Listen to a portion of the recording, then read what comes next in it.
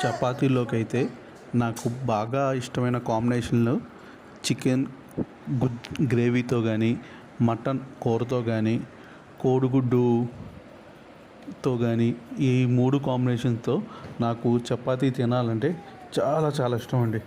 చిన్నప్పుడు మా అమ్మ ఏ రోజైనా ఆదివారం మటన్ కానీ చికెన్ కానీ చేసిన తర్వాత నెక్స్ట్ రోజు పొద్దున్నే సోమవారం మాకు చపాతీ చేసేదండి.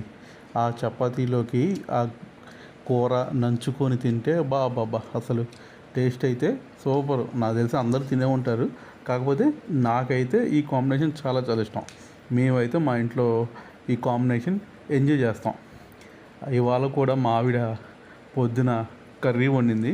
నాకైతే సాయంత్రానికి చపాతీలోకి వేడివేడిగా ఈ కూర వేసుకొని తింటే ఉందండి, సూపర్ అంటే సూపర్. తినాల్సిందే, మీరు తినండి ఇలా.